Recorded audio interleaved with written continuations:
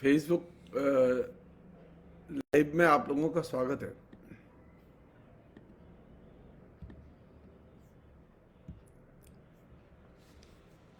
आज हम लोगों ने बातचीत का विषय रखा है धार्मिक स्वतंत्रता और सामाजिक घृणा और सामाजिक विभाजन।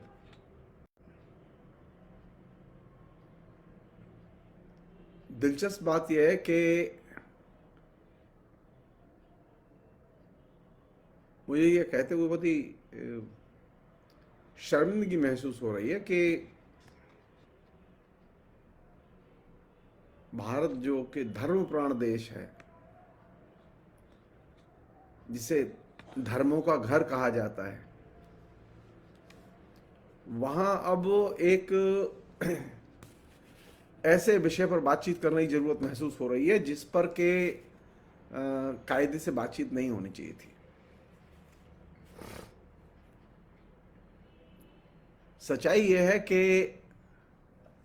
अभी कुछ दिन पहले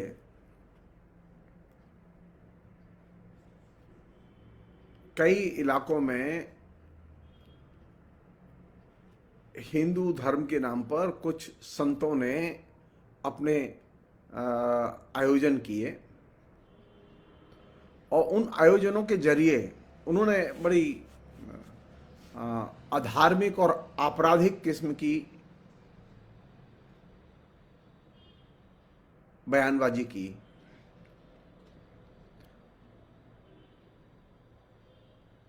और उस बयानबाजी के बाद में पूरे के पूरे मीडिया में और जो भारत का जो जागरूक समाज है उसमें बहुत तेज प्रतिवाद की प्रतिक्रिया दिखाई दी। ये सच है कि भारत में धार्मिक स्वतंत्रता की गारंटी हमारा संविधान देता है।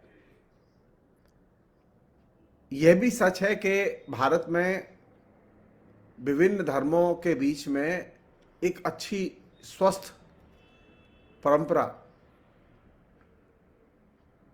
को बनाए रखने में लोकतांत्रिक संस्थाएं, संवैधानिक संस्थाएं भरसक मदद करती रही हैं। लेकिन इससे भी बड़ा एक और सच है जिसकी तरफ हम लोगों ने कभी आंख खोल के देखा नहीं और बात नहीं की है। और वो सच ये है कि धार्मिक स्वतंत्रता की आड़ में धर्म के नाम पर सामाजिक उत्पीड़न और सामाजिक घृणा और सामाजिक विभाजन यह भी बड़े पैमाने पर फलता फूलता रहा है। हमारे नवजागरण के पुरोधाओं ने एक जमाने में ये जो धार्मिक उत्पीड़न है और उस धार्मिक नफरत है, इस धार्मिक नफरत का बड़े पैमाने पर विरोध किया था। और फ्रीडम मूवमेंट के दौरान अनेक संतों ने फ्रीडम मूवमेंट में भाग लिया और जनता को स्वाधीनता संग्राम के लिए तैयार किया। लेकिन 1980 के या पोस्ट इमरजेंसी पीरियड के हैं, या आप ये कहें कि बाबरी मस्जिद विध्वंस के लिए जो राम मंदिर आंदोलन चलाया गया, उस आंदोलन के गर्व से संतों का एक ऐसा वर्ग भी निर्मित हुआ जिस वर्ग ने समय समय पर, उस वर्ग में शामिल अनेक संतों ने समय समय पर इस तरह के वक्तव्य बयान दिए जो कि न तो हिंदू धर्म को रिप्रेजेंट करते थे, न भारत के संविधान की मूल भावनाओं को रिप्रेजेंट करते थे, न जो भारत की जो सांप्रदायिक सद्भाव बनाए रखने की जो परंपराएं उनको रिप्रेजेंट करते थे। ठीक वही चीज हाल के दिनों में दिखाई दी है।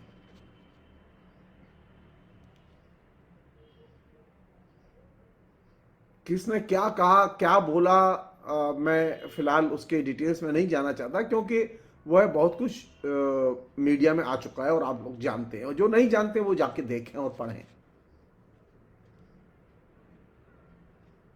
मेरी एक नागरिक के नाते चिंता यह है कि ये जो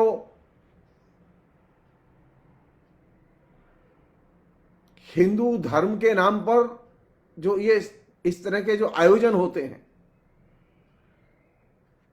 जिनमें कि घृणा का प्रचार करते हुए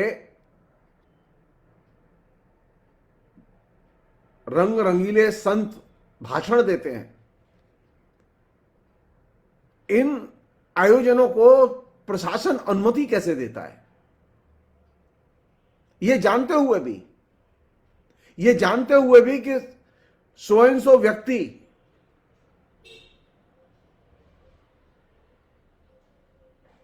घृणा से भरे हुए बयान देने के लिए जाना जाता है, या समाज में विभाजन पैदा करने के लिए, हिंसा फैलाने के लिए भाषण दे सकता है, उसके प्रोग्राम की अनुमति प्रशासन देता कैसे है? हम जानना चाहते हैं। हम भाजपा की सरकारों से और केंद्र सरकार से हम ये जानना चाहते हैं कि क्या अगर दिल्ली में जिन व्यक्तियों के बारे में आप जानते हो कि वे आतंकवाद की और खुल्लम खुल्ला मुसलमानों की या हिंदुओं की या सिखों की या ईसाइयों के कत्लेआम की अपील करें, तो क्या ऐसे व्यक्ति को आप भाषण देने देंगे या ऐसे व्यक्तियों को भाषण देने देंगे?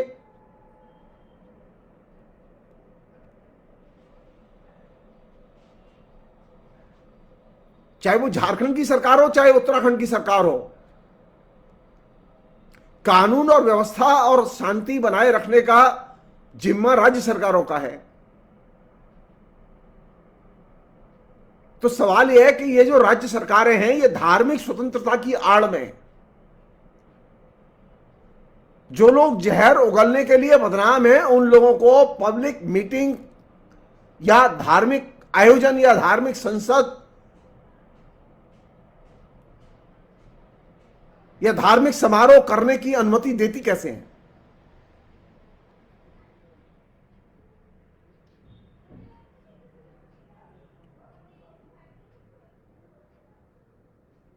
मुझे तो चिंता होती है कि राज्य सरकारें ये चल कैसे रही हैं।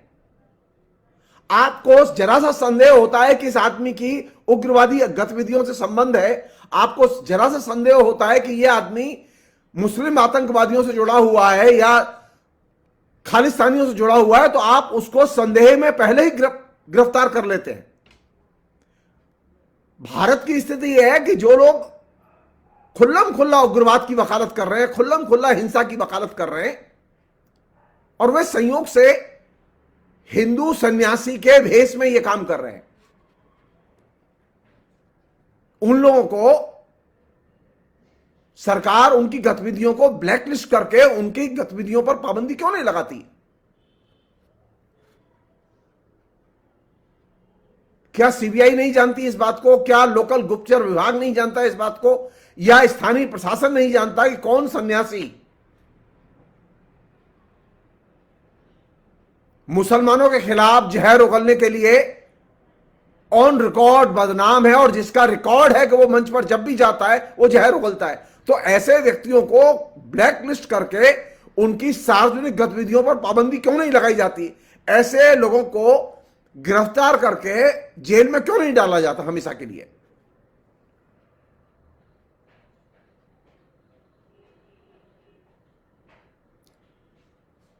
मैं भारत में धार्मिक स्वतंत्रता के पक्ष में हूं। मैं भारत में इस बात के पक्ष में हूं कि लोगों को अपने धार्मिक क्रियाकलाप करने की आजादी होनी चाहिए। मैं भारत में इसके भी पक्ष में हूं कि अगर जो धर्म में जुड़े हुए लोग हैं, चाहे वो संत हो, महंत हो, उन्हें खुल के राजनीतिक तौर पर अपने हकों का इस्तेमाल करना और उसकी अनुमति दी जानी चाहिए। लेकिन मैं इसके पक्ष में नहीं हूं कि धार्मिक स्वतंत्रता की आड़ में लोग सामाजिक नफरत पैदा करें और सामाजिक समुदाय विशेष के खिलाफ जहर उगलें। हम जानना चाहते हैं ये जो कुछ दर्जन जो हिंदू संत हैं जो बार बार घृणा का प्रचार करते हैं, उनको केंद्र सरकार ने अभी तक ब्लैकलिस्ट करके गिरफ्तार क्यों नहीं किया है? और ये एक दो दिन की बात नहीं है। कांग्रेस की सरकार थी तब भी ये लोग जहर का प्रचार करते थे। मोदी की सरकार आ गई, अभी भी ये जहर का ही प्रचार करते हैं। तो भारत का संविधान क्या जहर के प्रचार की अनुमति देता है? आप सब लोग जानते हैं कि अगर किसी के जहरीले प्रचार से लोग उन्मादित हो जाएं और दंगे पर उतर आएं और किसी भी समुदाय विशेष की जानो माल की क्षति कर बैठे, तो इससे किसका नुकसान होगा? कौन इसका जवाबदेह होगा?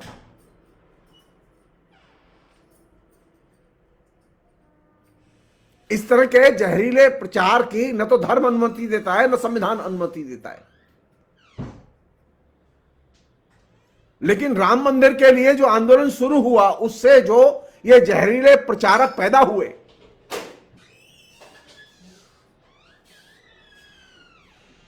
उनको न तो नरसिम्हा राव की सरकार ने जेल में डाला, न उनके बाद की सरकारों ने जेल में डाला और ब्लैकलिस्ट किया।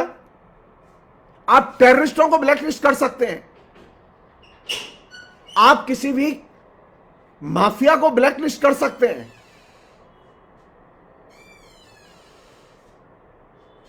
लेकिन आप किसी जहरीले प्रचारक को ब्लैकलिस्ट क्यों नहीं करते? चाहे वो किसी भी धर्म का मानने वाला हो, चाहे वो मुस्लिम धर्म का मानने वाला हो, चाहे वो हिंदू धर्म का मानने वाला हो, चाहे वो ईसाई धर्म का मानने वाला हो।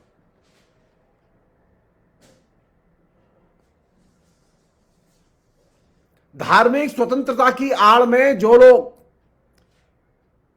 हमारी भारत सरकार से मांग है कि धार्मिक स्वतंत्रता की आड़ में जो लोग मुसलमानों के खिलाफ में, ईसाइयों के खिलाफ में, हिंदुस्तान के नागरिकों के खिलाफ में जहरीले और हिंसक प्रचार या वक्तव्य देते हैं, उनकी सार्वजनिक गतिविधि पर पाबंदी लगाई जाए और इसके लिए जो भी उपयुक्त कानूनी प्रावधान है उनका इस्तेमाल करते हुए उनकी गिरफ्तारी होनी चाहिए। भारत में संविधान का शासन है।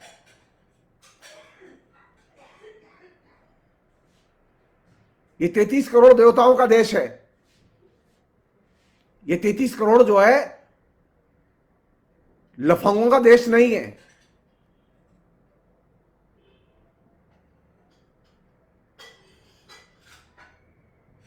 एक और दिलचस्प बात है, बहुत ही मुझे अच्छा नहीं लग रहा ये बात कि ये बात उठाई जाए।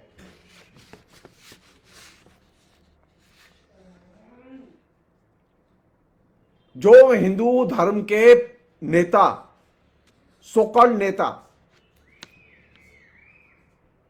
अरे आप अगर धर्म का प्रचार करना चाहते हैं, धार्मिक आयोजन करना चाहते हैं, आप गीता प्रवचन दीजिए, रामायण का प्रवचन दीजिए, आपको किसने रोका है? आप किसी भी धार्मिक टेक्स्ट की व्याख्या, पुनर्व्याख्या कीजिए। लेकिन यह कौन सी परंपरा शुरू हुई है जिसका कि राजनीतिक लाभ उठाया जा रहा है कि वे लोग खड़े होते हैं और जाके सीधे मुसलमानों को कत्ल कर देंगे, सामूहिक तौर पर संहार करेंगे, जब तक हिंदुस्तान में मुसलमान रहेंगे हम उनको जिंदा नहीं रहने देंगे। ये किस धर्म की शिक्षा है? ये हिंदू धर्म में तो कहीं नहीं लिखा हुआ कि मुसलमानों की हिंसा करके हत्या कर दी जाएगी। हिंदू धर्म की कोई किताब यह उपदेश नहीं देती कि जो हिंदू नहीं है उसकी हत्या कर दी जाए।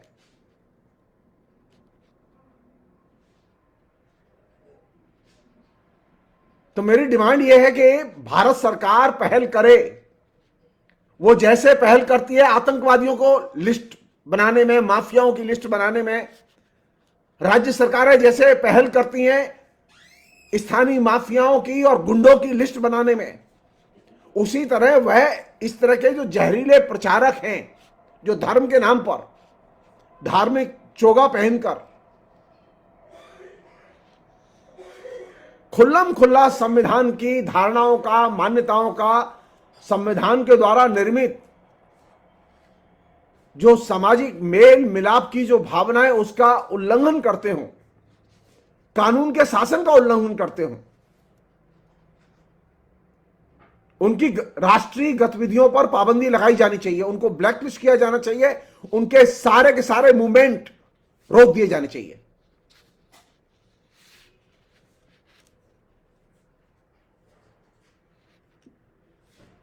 क्योंकि हमारा संविधान और हमारा कानून हिंसा की अनुमति नहीं देता।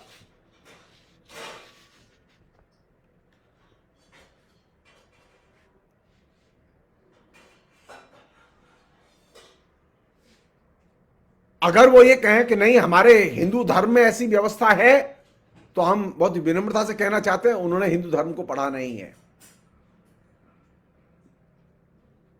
हिंदू धर्म के किसी भी संप्रदाय में हिंसा करके जीने का प्रावधान नहीं है। हिंसा करके, हिंसा को बढ़ावा देके, एक दूसरे की जान लेकर धर्म का प्रचार करने का अधिकार हिंदू धर्म किसी को नहीं देता।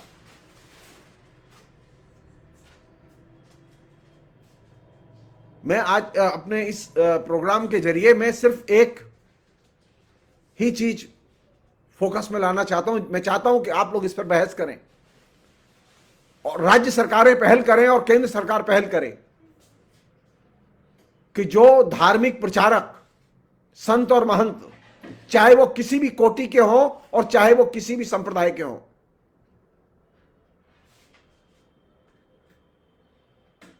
यदि उनका रिकॉर्ड घृणा के प्रचार का रहा है तो उनको तत्काल ब्लैकलिस्ट किया जाना चाहिए, उनकी सार्वजनिक गतिविधियों पर पाबंदी लगाई जानी चाहिए।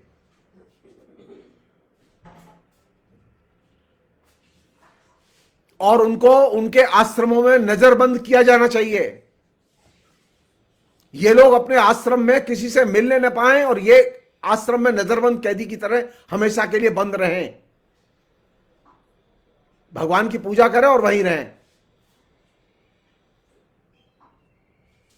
भारत सरकार की यह जिम्मेदारी है, मीडिया की यह जिम्मेदारी है कि सार्वजनिक करे इस चीज को,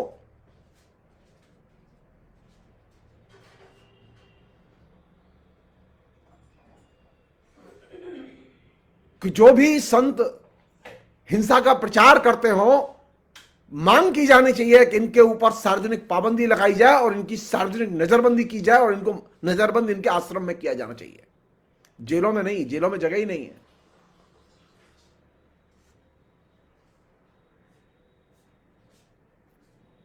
आखिरी चीज जो कि बहुत ही जरूरी चीज है, सुप्रीम कोर्ट को पहल करके इस तरह के संतों की लिस्ट, वीडियोज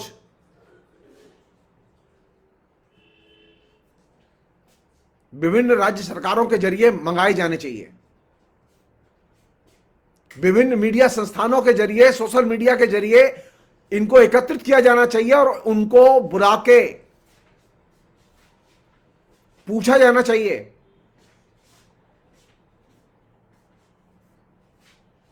और वे अगर गलती नहीं मानते अपनी, तो कोर्ट को निश्चित तौर पर उनको नजरबंदी का आदेश देना चाहिए। हिंदुस्तान में हर आदमी अपने घृणा का प्रचार करता रहेगा, हिंसा का प्रचार करता रहेगा और वो स्वतंत्र रूप से घूमता रहेगा। हिंदुस्तान इतना बढ़िया देश हो गया है कि अब ये घृणा के प्रचारकों का देश हो गया है।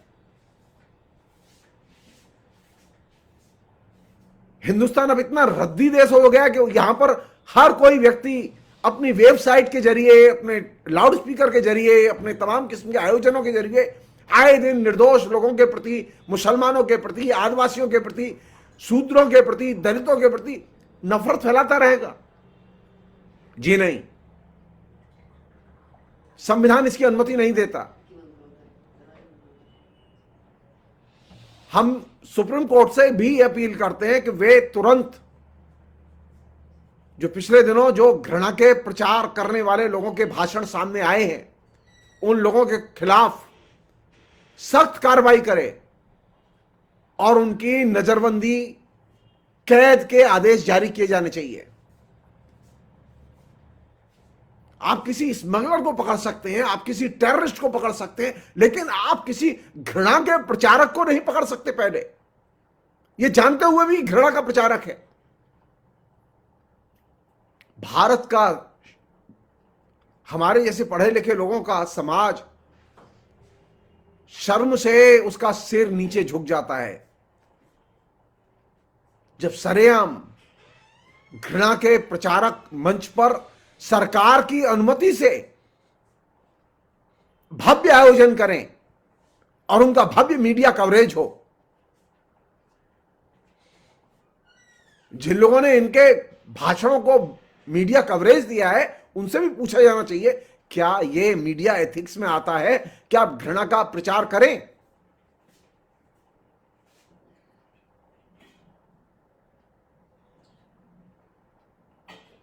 मीडिया जो है घृणा के प्रचार में संलग्न है, प्रशासन घृणा के प्रचारकों को अनुमति देने में संलग्न है, अदालतें चुपचाप देख रही हैं।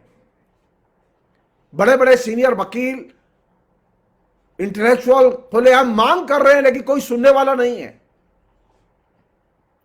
देश के प्रधानमंत्री के पास में फुर्सत नहीं है इस बात को सुनने और समझने की। वह इंतजार कर रहे हैं कोई इवेंट बने तब वे बोलेंगे। जी नहीं, प्रधानमंत्री से अपील है कि वे घृणा के प्रचारकों के खिलाफ में तुरंत बयान जारी करें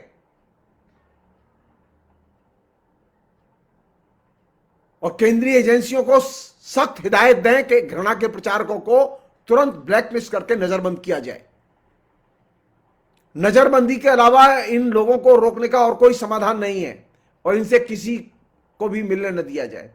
और जो लोग इनसे मिलते हैं या मिलते रहे हैं, उन पर नजर रखी जानी चाहिए, क्योंकि ये लोग कहीं ईसाइयों के गिरजाघरों पर हमले कर रहे हैं, कहीं ये मस्जिदों पर हमले कर रहे हैं, कहीं ये मुसलमानों पर हमले कर रहे हैं। इनके प्रचार से प्रभावित होकर लोग, ये तो कानून और व्यवस्था के लिए, सुशासन के लिए ये समस्या पैदा कर रहे हैं। और उससे भी बड़ी समस्या यह है कि भारत की जो देश में और विदेश में जो इमेज है, उस इमेज को धूल धूसरित कर रहे हैं। तो भारत की जो इमेज धूल धूसरित कर रहे हैं, कम से कम प्रधानमंत्री उनके खिलाफ तो एक्शन लें। प्रधानमंत्री को 72 घंटे से अधिक हो गया, लेकिन प्रधानमंत्री के मुंह से एक बयान नहीं निकला। जिस तरह के घृणा से भरे हुए बयान हिंदू संतों ने दिए, सो कॉल्ड हिंदू संतों ने, वे हिंदू संत नहीं है, मेरी नजर में वे अपराधी हैं। उस तरह के बयान आपने कभी किसी मौलवी से सुने? आपने कभी किसी ईसाई पादरी के मुंह से सुने? हिंदुस्तान में हिंदू धर्म की क्या इमेज बनाई जा रही है इन संतों के जरिए कि हिंदू धर्म असहिष्णु और बर्बर भाषा में बोलने वालों लोगों का धर्म है।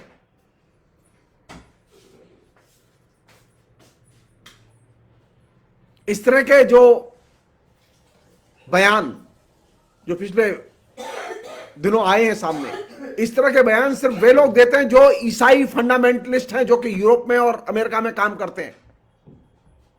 ईसाई फंडामेंटलिस्टों से जुड़े हुए जो लोग हैं, वे लोग इस तरह के घृणा से भरे हुए बयान देते हैं।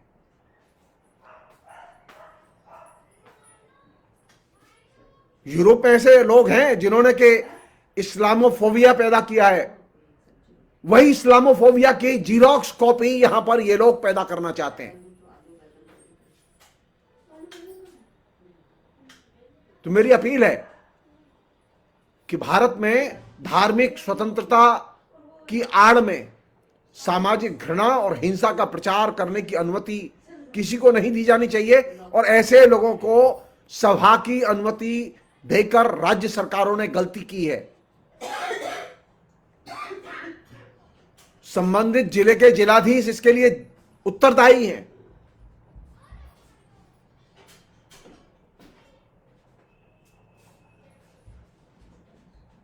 मेरी एक ही मांग है कि जिन लोगों ने धर्म की आड़ में, धर्म के चोले में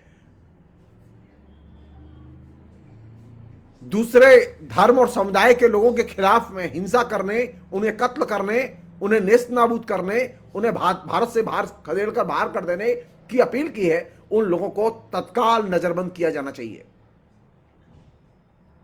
फिलहाल इतना ही। बहुत बहुत शुक्रिया। Thank you.